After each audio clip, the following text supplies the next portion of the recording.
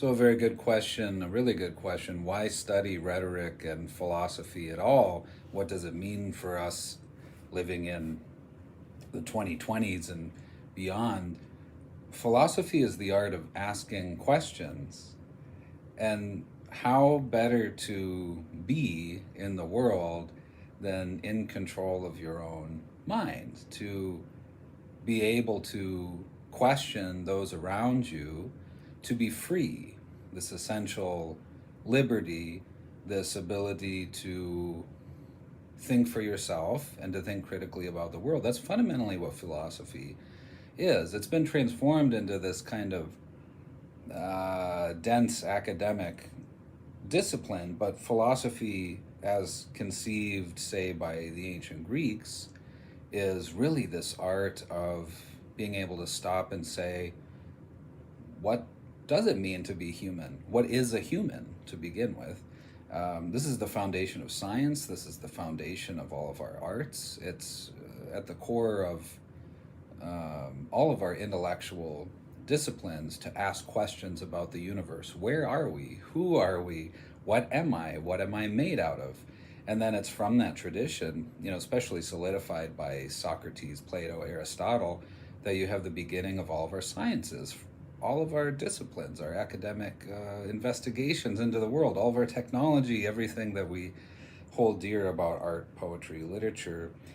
It's a bit reductive, but in a sense, it begins here with this system of asking questions that we know as philosophy. So when you control your own mind, when you can stop and ask a question, you're so much less susceptible to being controlled by others. You can say, why should I do that? Why should I think that way? Now, rhetoric then is the sister discipline to philosophy. It's about persuasion and allows you to stop and think about the mechanisms and strategies that others are using, especially groups, political parties, governments, organizations, companies. What are they trying to get you to do and think, and how? And what are the actual strategies that they're using to do that? And then how can you defend yourself against this bombardment of advertisements and political messaging and information? Rhetoric is all about looking for good arguments. And so then you can build your own arguments about the world through rhetoric, your own ideas, building a stronger case for what you think and believe and always challenging that. So it's through these two disciplines, philosophy and rhetoric, that you can obtain something like free thought, free thinking, critical thinking. You never have to be at the whim of following some leader, some political party, some organization. And you don't have to look too far in history to find examples of why this is so critical. The really easy example, and almost a cliche at this point, is look at Hitler's Germany and how so many people seem to have been under the spell of this very persuasive speaker. There's Hitler, an incredible orator. He used mass communication technologies to essentially woo, to persuade.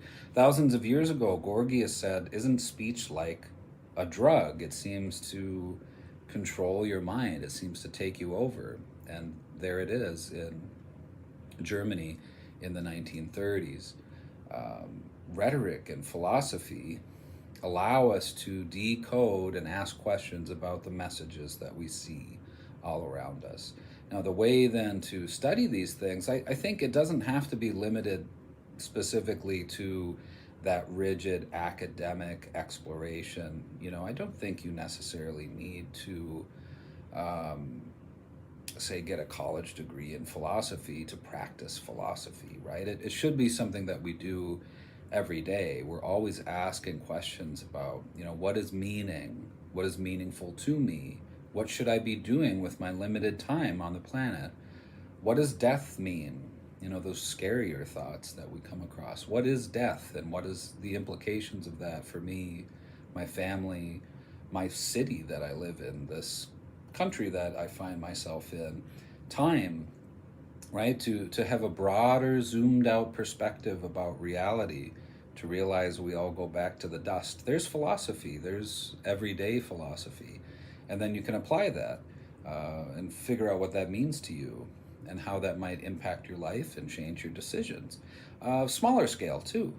You know, you see an advertisement, and you say, "Oh, I really want that new vehicle," or something like that. And philosophy and rhetoric too help you say, "Well, do I really need that? What makes me want that? What was it about that commercial that you saw about this big truck, a Ford F-150 or something?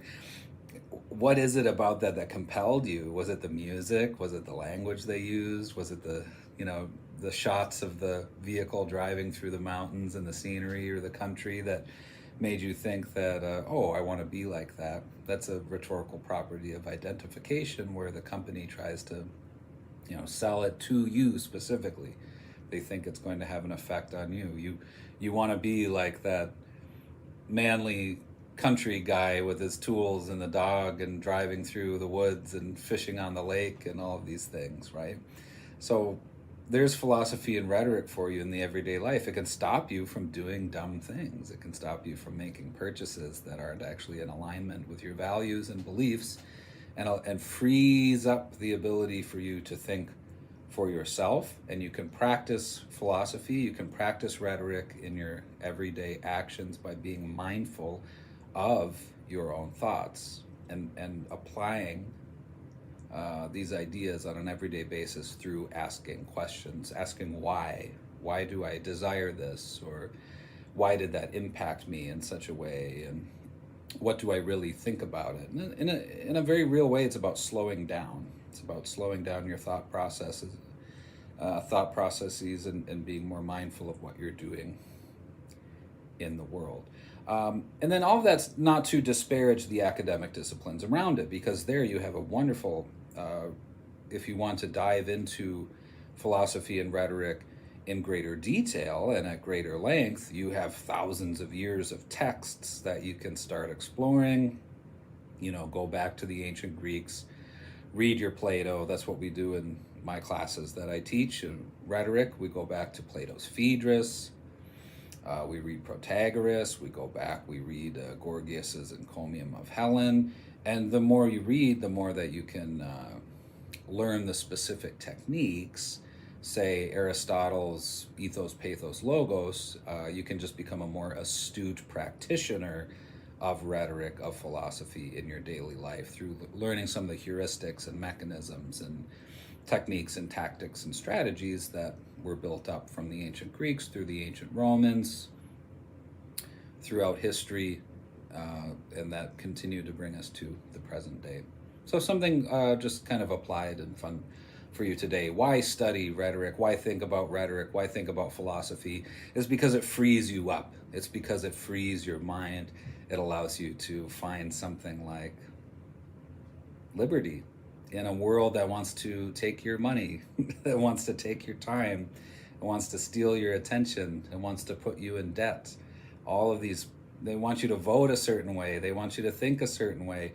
And I don't, this is left, right, upside down, up and down, in and out, right? There's no particular political party alignment of philosophy and rhetoric. It allows you to be an independent thinker, to think for yourself. All right, good luck everyone out there. Take care.